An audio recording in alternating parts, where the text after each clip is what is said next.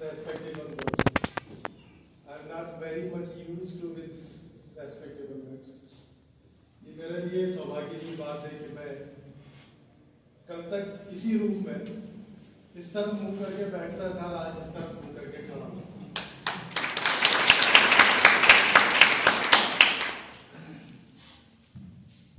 आज पूरा विश्व पहला वर्ल्ड मेडिटेशन डे सेलिब्रेट कर रहा है। तो यूनाइटेड नेशंस ने पिछले वर्ष के रिजोल्यूशन में आज के दिन को तय किया है। मेरा कई बार यहाँ के स्टूडेंट्स के साथ में, स्टाफ के साथ में इंटरेक्शन होता है इसी विषय पे, और हम बार बार इन मुद्दों पे चर्चा करते हैं कि हम अपनी पुरातन जो पूंजी है उसको किस तरह से संभालें। अभी 2 दिन पहले, चूंकि मैं आध्यात्म और दर्शन का स्टूडेंट हूँ, अभी सीखता रहता हूँ कुछ न कुछ, तो बहुत सारी जिज्ञासाएं रहती है, मैं हमेशा कुछ न कुछ ढूंढता रहता हूँ। तो अभी एक वर्ल्ड कॉन्फ्रेंस हो रही थी वैज्ञानिकों की, तो उसमें एक लीजेंड साइंटिस्ट अमेरिका में वो स्पीच दे रहे थे साइंटिस्ट के ग्रुप को। तो मैं उसको देख रहा था, तो उसकी विषय वस्तु थी इंडियन कॉस्मोलॉजिकल नॉलेज, और ये तो कुछ क्यूरियस था उसको सुनने के लिए, लेकिन थोड़ी उदासी के साथ में कि कॉस्मोलॉजी के बारे में बहुत कुछ लिखा जा चुका है और उसमें इंडियन माइथोलॉजी का कोई बहुत बड़ा अब सीक्रेट नहीं रहे, सब लोग उसको एक्सेप्ट करते हैं। लेकिन जब उस वैज्ञानिक ने पहली लाइन बोली तो मैं हिल गया, मेरे रोंगटे खड़े हो गए कि वास्तव में हमारी स्थिति क्या है। जो उस वैज्ञानिक की पहली लाइन थी अपनी स्पीच की, उसके वर्ड्स थे, it is very unfortunate to see that Indian youth are not aware about their Puranas, Vedas and Upanishads, what are the real science, because of we are the scientists following now Indian mythology. ये बहुत दुर्भाग्य का विषय है कि भारत का युवा अपने वेदों, पुराणों और उनके ग्रंथों का, जो कि वास्तविक विज्ञान है, उसकी तरफ से ध्यान रखते हैं। यदि 100 स्टूडेंट्स को पूछा जाए कि 4 वेदों के नाम क्या हैं, तो how many students are there who can answer it rightly.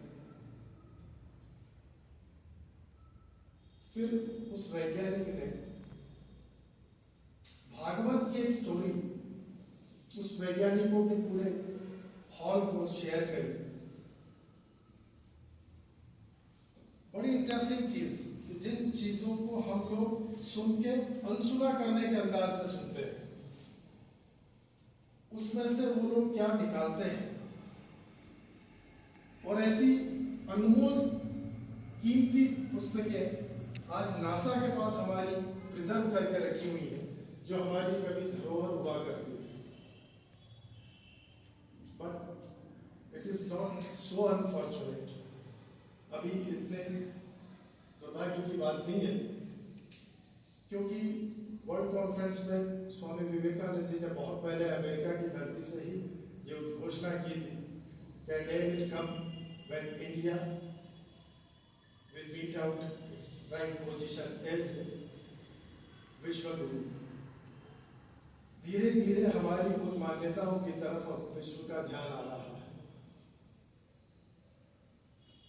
5 वर्षों के पहले 21 जून को अंतर्राष्ट्रीय योग दिवस घोषित किया गया, और इस वर्ष के रिजोल्यूशन में 21 दिसंबर को, ठीक 6 महीने के बाद उसी तारीख को विश्व ध्यान दिवस घोषित किया गया है। और इस मान्यता के साथ में कि ये जो भारतीय ज्ञान है, अपनी चेतना को विकसित करने का, ये विश्व के हर व्यक्ति के पास पहुंचना चाहिए। जब हम ध्यान शब्द के बारे में सुनते हैं तो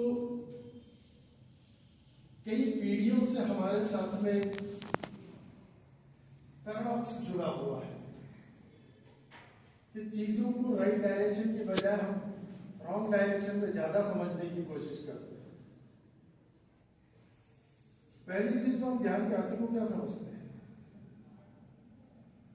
जब हमारे लिटरेचर को हम अनदेखा कर देते हैं और उसी लिटरेचर को पूरी रिसर्च के साथ में और ऑथेंटिसिटी के साथ में जब फॉरेन साइंटिस्ट हमको परोसते हैं तब हम उसको एक्सेप्ट कर लेते हैं।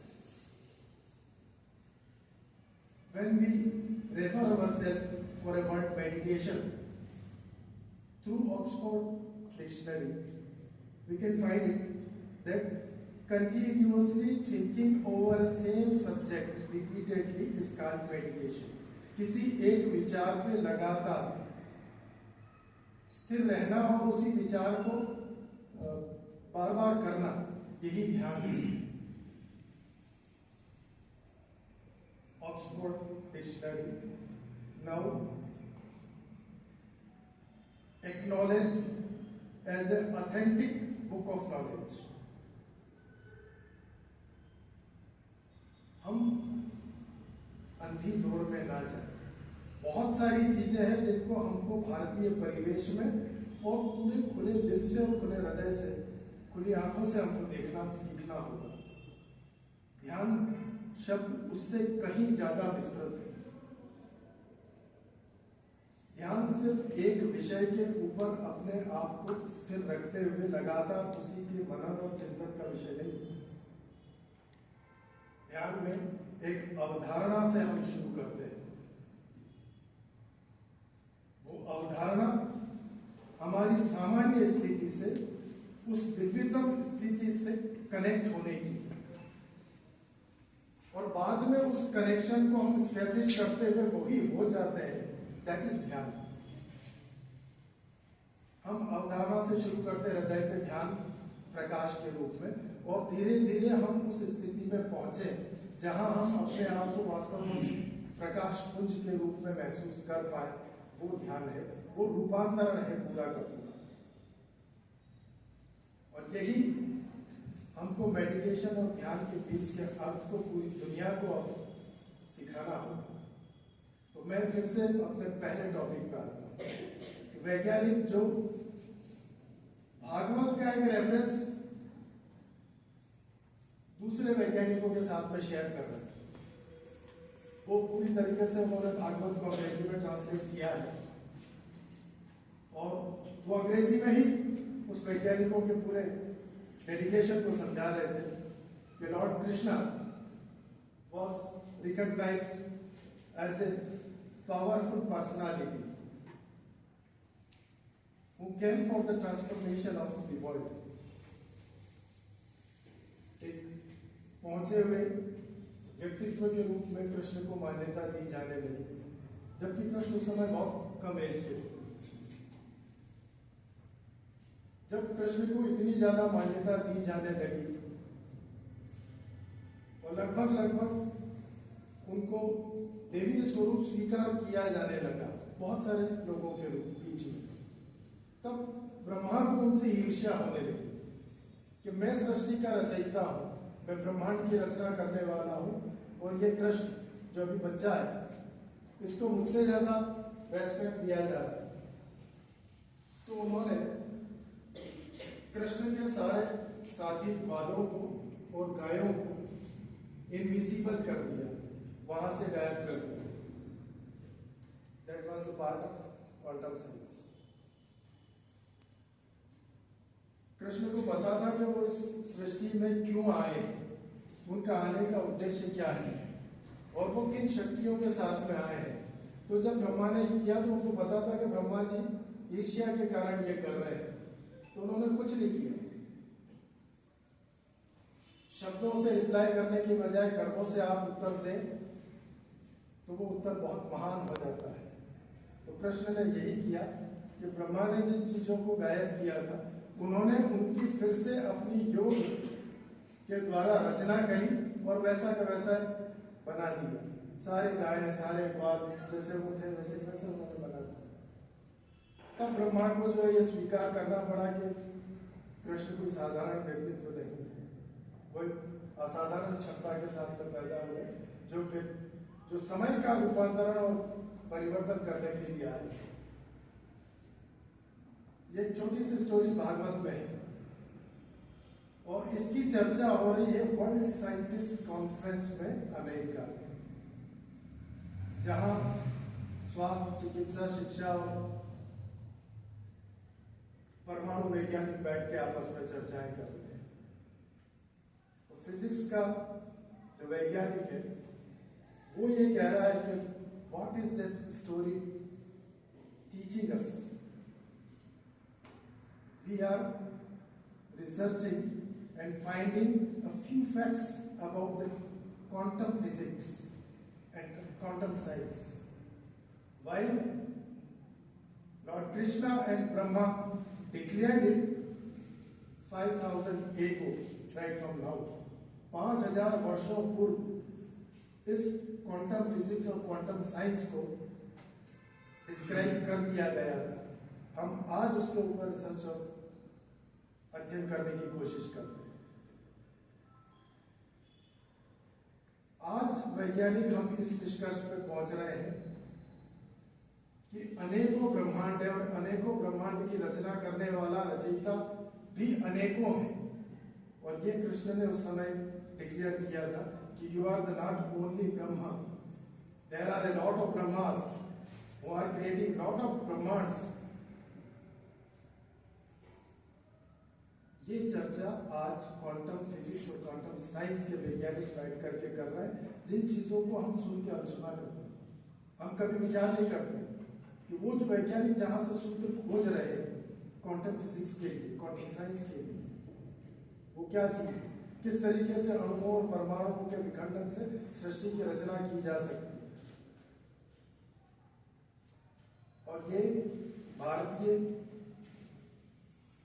वैज्ञानिक जिनको हम ऋषि मुनियों के नाम से आज संबोधित करते हैं, आज का विज्ञान उनको बोल रहा है कि they were the real scientist of that age, the Indian sages and rishis. अब हम वापस मूल विषय की तरफ आते हैं। यदि उस साइंस तक हमको पहुंचना है तो हमको सूक्ष्मतम तक जाना होगा, और वो सूक्ष्मतम कहाँ है? बाहर ढूंढेंगे, that's not possible, because we can find outside us only the visible things.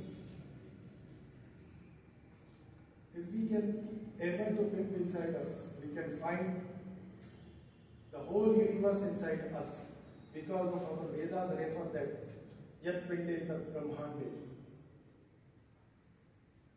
सबसे पहली जरूरत है हम स्वयं से अपने आप को कनेक्ट करना सीखें। जब हम ध्यान के बारे में बात करते हैं तो हम ध्यान में अपनी उस स्थिति में पहुंचे जो हमारी वास्तविकता है, यानी पहले हम खुद को जानें। अभी कितनी हास्यास्पद बात हो सकती है कि आपके ग्रेजुएशन और पोस्ट ग्रेजुएशन के स्टूडेंट्स हों और इतने विद्वान फैकल्टीज हों, उनके बीच में मेरे जैसा आधा अधूरा पढ़ा लिखा आदमी खड़ा होकर ये बात कहे कि हम पहले अपने आप को तो जानते हैं। क्या हम अपने आप को नहीं जानते? We can recognize ourselves only through a body, and that is our grosser body only. And we have to learn about the 3 stages of our body. First one is our grosser body, second one is our subtle body, and third one and final body is our causal body. And now, the whole world of science recognizes these bodies.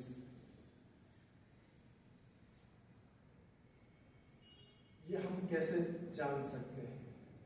सिर्फ अपनी अंतर्दृष्टि और अपनी चेतना को विकसित करके।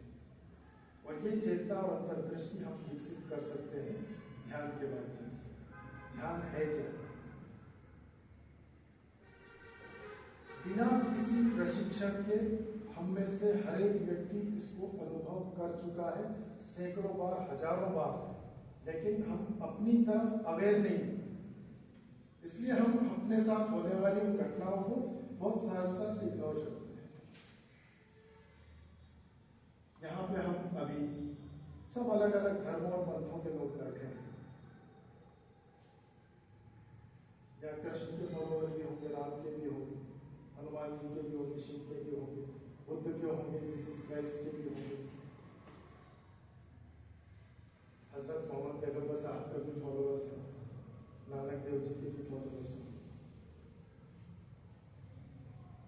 और हम सब लोग नियमित रूप से एज ए पिलग्रिम इनके होली प्लेसेस पे विजिट करते हैं। सभी करते हैं, मैं कोई नई बात नहीं बोलूँ, आप सभी जाते हैं, मंदिरों में जाते हैं, मस्जिद में जाते हैं, गिरजाघर में जाते हैं, गुरुद्वारों में जाते हैं, जैन समाज के तो स्थानक में जाते हैं, बौद्ध से रिलेटेड लोग मॉन्क्स में जाते हैं, सभी जाते हैं।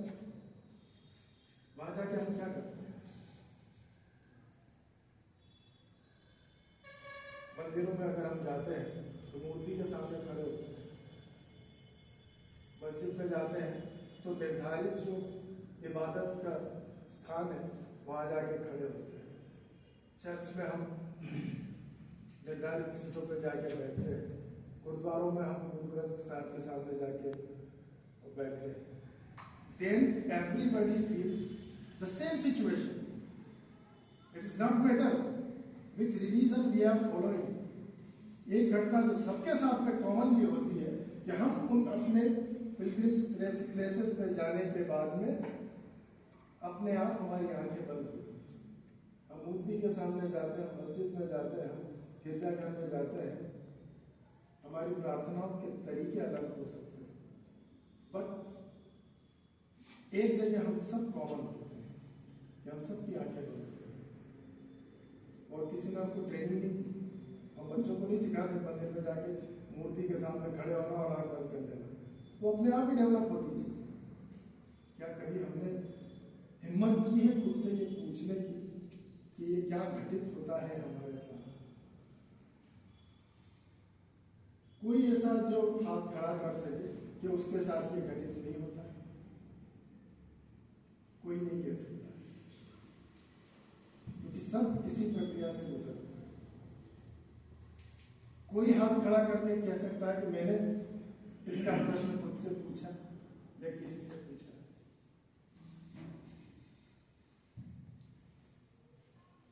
हम बाहर ढूंढते हैं, और जब हम पूरी श्रद्धा के साथ किसी ऐसे प्लेस पर पहुंचते हैं जो डिवाइन पावर से कनेक्टेड है, तो वहां पहुंचने के बाद हमारे अंदर की डिवाइनिटी जो है वो हमको प्रेरित करती है खुद से कनेक्ट करने की, रियल पावर यहाँ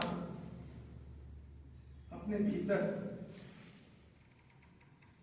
अब क्या ये सिचुएशन जो रियल पावर हमारे भीतर का है, जो हमारा आत्म तत्व है, जिसे हम रूह कहते हैं,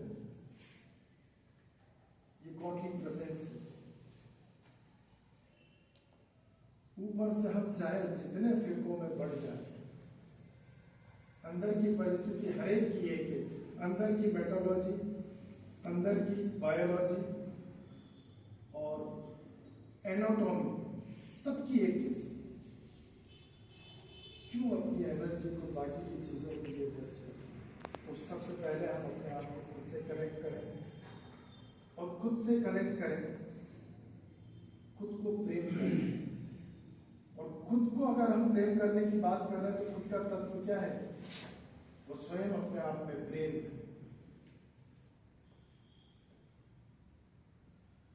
राबिया जो महान फिलोसोफर हुई है, उनकी पोएट्री में भी यही कहा कि इश्क खुदा, ईश्वर प्रेम, गॉड इज लव। लेकिन क्या हम उस प्रेम को उस प्रेम के रूप में देख पा रहे हैं? हम में से 99.99% लोग नहीं देखते। हम प्रेम को समझते नहीं। हम दूसरे आकर्षणों को प्रेम का स्वरूप मानते हैं। यदि प्रेम देखना है तो प्रेम प्रकृति में देखते हैं। यदि हम अपने भीतर झांकना सीख जाए और हम अपने भीतर के एलिमेंट्स को पहचानने लग जाए। अभी मैंने स्लोगन यूज किया था, यद पिंडे तद ब्रह्मांड है। जो हमारा पिंड है उसमें पूरा ब्रह्मांड है। यदि मैं इजाजत हो तो मैं शॉर्ट में इसको डिस्क्राइब करना चाहूंगा। ये जो हमारा चेस रीजन है, पूरा का पूरा कॉस्मिक यूनिवर्स हमको यहाँ पे मिल जाता है। We can start right from the left nipple, 3.5 finger down. तो पहला एक ग्रंथि यहाँ पे होती है जिसको हम पृथ्वी कहते हैं।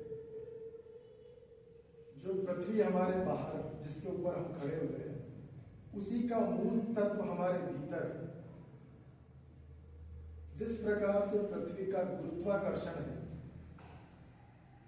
इस पहली ग्रंथि का भी वैसा ही मूल स्वरूप है। और वहीं से हमारे भीतर इसके रेप्लिका रिएक्शंस पैदा होते हैं, आकर्षण विकर्षण। कोई हमको ट्रेनिंग देके नहीं लाया है, ये चीजें सिखाई नहीं गई, बाय बर्थ हमारे अंदर है, क्योंकि वो एलिमेंट हमारे अंदर है। यहाँ पे क्वालिटीज और डिसक्वालिटीज दोनों अवेलेबल है। जो पृथ्वी तत्व है उसके यदि आकर्षण और विकर्षण है तो वहां पे एक इक्विलिटी भी है, समता भी है।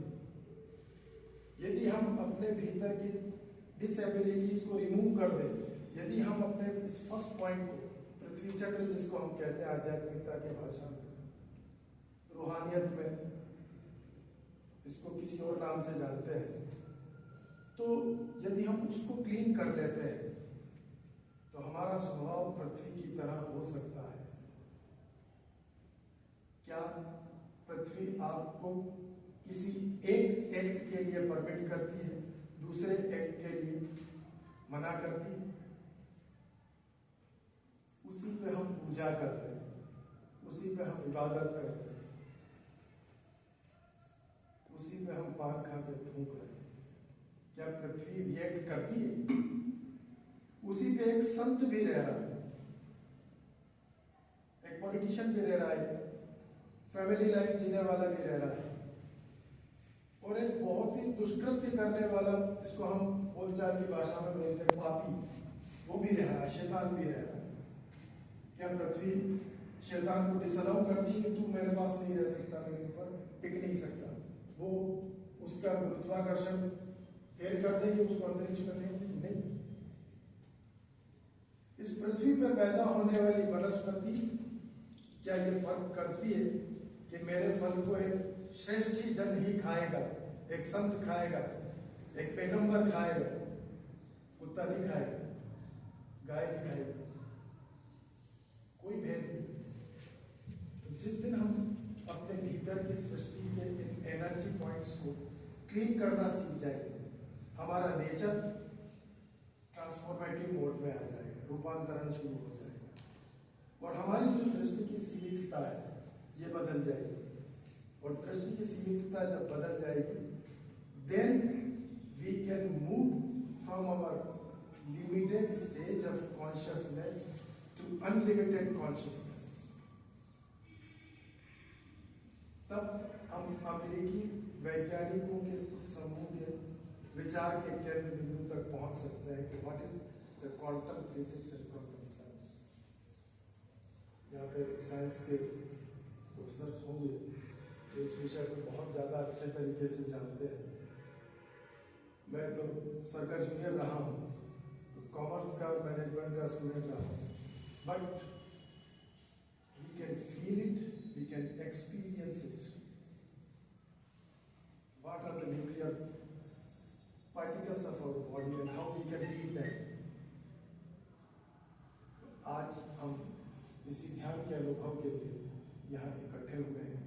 तो ध्यान कुछ नहीं, खुद से कनेक्ट करना है, और खुद हम हैं क्या? यदि सृष्टि विज्ञान को हम देखें तो जो सोर्स ऑफ एनर्जी है उसने अपने आप को एनर्जी के रूप में बनाए रखने के लिए एक पूरी प्रक्रिया में बांट दिया। जो सोर्स ऑफ एनर्जी है, उसमें सृष्टि निर्माण के विचार से ऊर्जा उत्पन्न हुई, ऊर्जा से एक शोक पैदा हुआ और इस पूरी सृष्टि का निर्माण हुआ। और इस सृष्टि के निर्माण में फिर एक जैविक प्रक्रिया हुई जिसमें हम अनेक जीव पैदा हुए, और उसमें से हम हर पंथ और हर धर्म ये कहता है कि मानव जीवन सर्वश्रेष्ठ है। Are we very confident upon this statement? I am the best in this universe. हम सर्वे के बराबर नहीं हैं, लेकिन पढ़ी हुई चीज को बड़े गर्व के साथ में हम दोहराते हैं कि मानव जीवन सर्वश्रेष्ठ जीवन है, और हम गलतियां भी सर्वश्रेष्ठ करते हैं। जो मूल तत्व है उसको हम कई फिरकों में बांट देते हैं।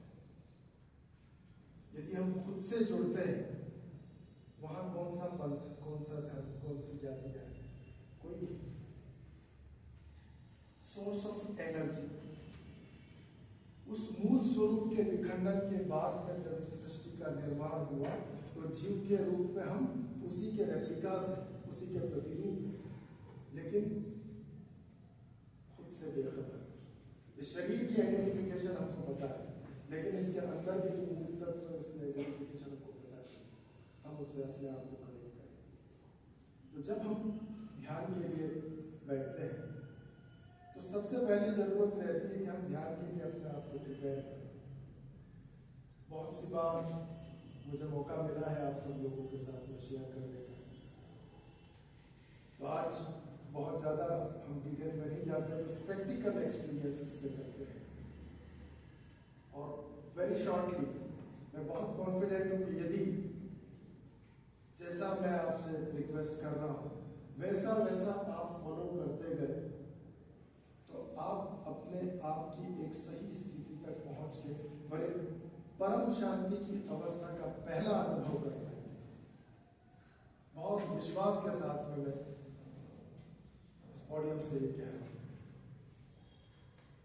उसके लिए हम पहले अपने आप को रिलैक्स करते हैं। रिलैक्सेशन जब हम शुरू करते हैं तो हम नेचर की जो एनर्जी हमको फ्री गिफ्ट में मिली हुई है ऊपर वाले की तरफ से, पहली स्टेज पे हम उस एनर्जी का यूज करना सीखना शुरू करते हैं। अब ये जो एनर्जी फ्री में हम कितनी एनर्जी यूज कर रहे हैं ऊपर वाले की, अवेयर और अनअवेयर, हम लगातार उस एनर्जी से ही खेल रहे हैं।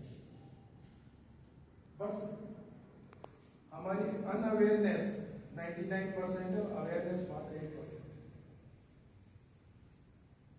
हम थोड़ा ज्यादा अवेयर होकर उस एनर्जी का यूज करना शुरू करें। तो हम इस धारणा के साथ शुरू करेंगे कि जो गॉडली गिफ्ट्स हमारे पास में है डिवाइन एनर्जी के रूप में, वो इस धरती से हमारे पैरों से होकर हमारे भीतर प्रवेश कर रहे हैं। मैं निर्देश देता जाऊंगा और आप लोग आंख बंद कर उन निर्देशों को फील करेंगे, सुनेंगे नहीं। सुनना एक प्रक्रिया हो जाएगी, उसकी एडवांस स्टेज में हम उसको फील करने की कोशिश करेंगे। अब मैं सिर्फ ये कह दूं कि डिवाइन एनर्जी जो रूहानियत वो हमारे भीतर एंटर कर रही है थ्रू अवर फीट। क्या हो जाएगी, अनुभव कर लेंगे। उसके लिए हमको थोड़ा सा मानसिक रूप से अपने आप को प्रिपेयर करना होगा कि कैसे एनर्जी फील्ड्स हमारे भीतर काम करते हैं। मैंने शायद पिछली बार इस एक्सपीरियंस के दौरान एक्सप्लेन किया था, मैं फिर से आप सभी लोगों के साथ शेयर करता हूँ। हम में से सभी लोगों ने चाय या कॉफी तो बनाई होगी, पानी गर्म किया होगा।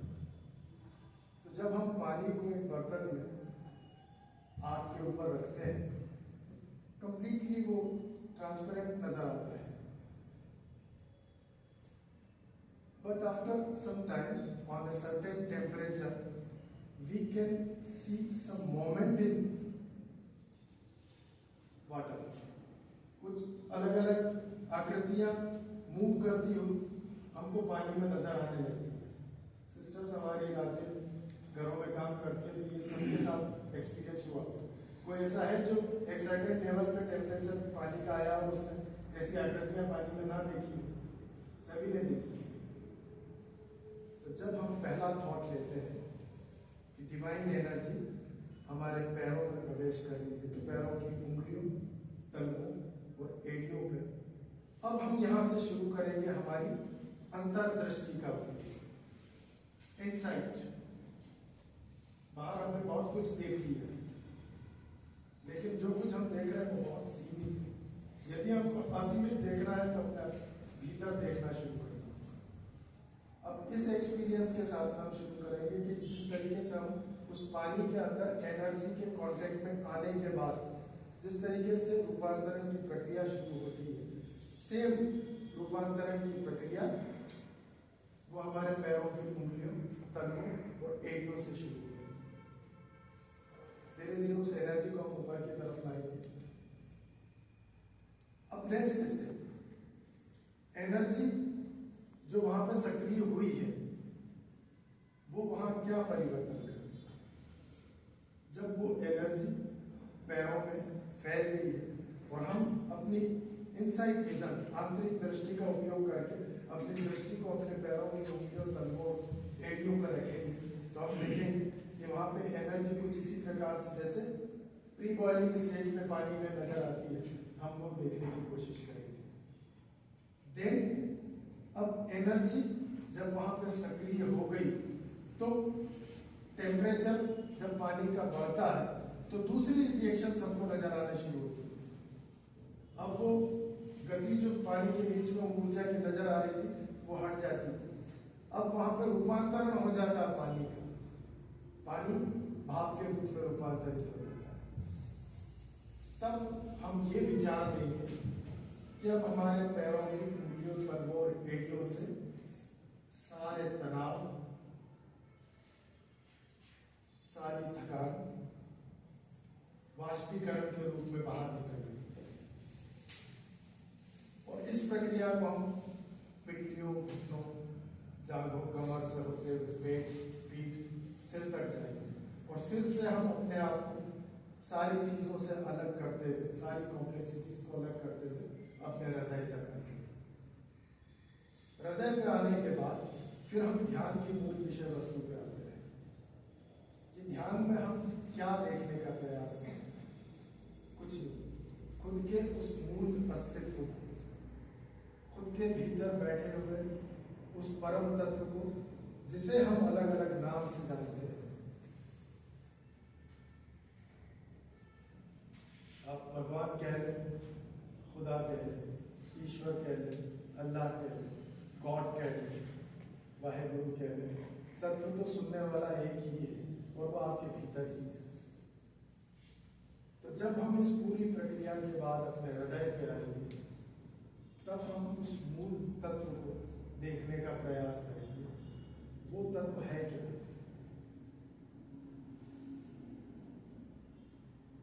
जो मूल तत्व है वो सूक्ष्मतम है। मुस्लिम फिलॉसफी कहती है कि वो अदृश्य है, इनविजिबल है। चर्चेस की जो डिस्क्राइब है वो भी यही बताती है कि वो अनडिस्क्राइबेबल, उसका वर्णन भी नहीं किया जा सकता। और यही चीज वेद भी कहती है, वो अदृश्य है, वर्णन से परे है। उसको न देख के पहचाना जा सकता है, न स्पर्श से, न गंध से, न भार से, न तापमान से। उसको कैसी भी दशा में नहीं पहचाना जा सकता। फिर हम ऐसी किस चीज की कल्पना करें जो उसकी प्रतिकृति के रूप में हम देख सकते हैं? अदृश्य चीज तो हवा है, लेकिन उसके भी तापमान और स्पर्श का हमको एहसास होता है। यानी ये भी एक मटेरियल थिंग है और इस पृथ्वी के गुरुत्वाकर्षण के बाहर ये है ही नहीं, जबकि वो तो हर जगह है। वो तो अंतरिक्ष में भी है, यहाँ भी, हमारे भीतर भी है, बाहर भी। यदि ध्वनि के रूप में मैं अभिव्यक्त कर रहा हूँ तो वही ऊर्जा आपको शब्दों के रूप में सुनाई दे रही है। That's also a God particle. अब हम उसको किस रूप में पहचाने? तो जो उस महानतम अस्तित्व से मिलती जुलती चीज है वो है प्रकाश। हर धर्म उसकी मान्यता को स्वीकार करता है। हम कहते हैं उसको दिव्य प्रकाश, ईश्वरीय ज्योति, और उसी को नूर खुदा कहते हैं। फर्क क्या है? देख तो हम एक ही चीज को रहे हैं, नाम अलग अलग है, प्रक्रिया एक ही है। तो जब हम हृदय में पहुंचेंगे तो इस विचार को लेंगे कि अब हमारे हृदय में वो मूल तत्व, वो मूल अस्तित्व प्रकाश के रूप में पहले से ही विराजमान है और वो हमको अपनी तरफ खींच रहा है। वो प्रकाश का पुंज, वो खुदाई नूर हमको अपनी तरफ खींच रहा है और हम बहते हुए उसकी तरफ आगे बढ़ रहे, उसमें डूब रहे हैं। और फिर इस थॉट को लेके कि हम उसमें डूबते हुए उसी में लय हो गए। तो क्या ये हमारा एक छोटा सा विचार हमको उस अवस्था तक ले जाए? हम उसको महसूस कर लेंगे? 20 बरस शताब्दियां लगा दी ऋषि मुनियों ने, पैगंबरों ने, हम खड़े खड़े उसको अनुभव करते हैं? बिल्कुल करेंगे, क्योंकि वो जो दिव्यतम है वो स्वयं प्रेम से परिपूर्ण है। और यदि हम पूरे प्रेम के साथ स्वयं के प्रति प्रेम अगर हमारे भीतर पैदा हो जाता है और हम उसको पकड़ पाते हैं, तो हमारा एक साधारण सा विचार उस एनर्जी के कांटेक्ट में आके एक डिवाइन संकल्प में बदल जाता है। और जब वो खुदाई या ईश्वरीय संकल्प में बदल जाता है, तब प्रकृति को वो काम करना ही पड़ता है। और वही काम हमारे पैगंबरों ने, ऋषियों मुनियों ने किए हैं। और उन्हीं के रेफरेंसेस हम हमारी पवित्र पुस्तकों में देखते रहते हैं। किसी को कुछ कह दिया, वो घटना घटित होती थी, हमारे साथ तो होती थी। हम में से हर एक सेम पावर के साथ पैदा हुआ है, सिर्फ हम अपने प्रति अवेयर नहीं है, इसलिए हम अपने पावर का यूज नहीं कर पा रहे। यदि आप ऐसे किसी का कोई सवाल हो पूछ सकते हैं, इसके बाद हम इस पर प्रैक्टिकल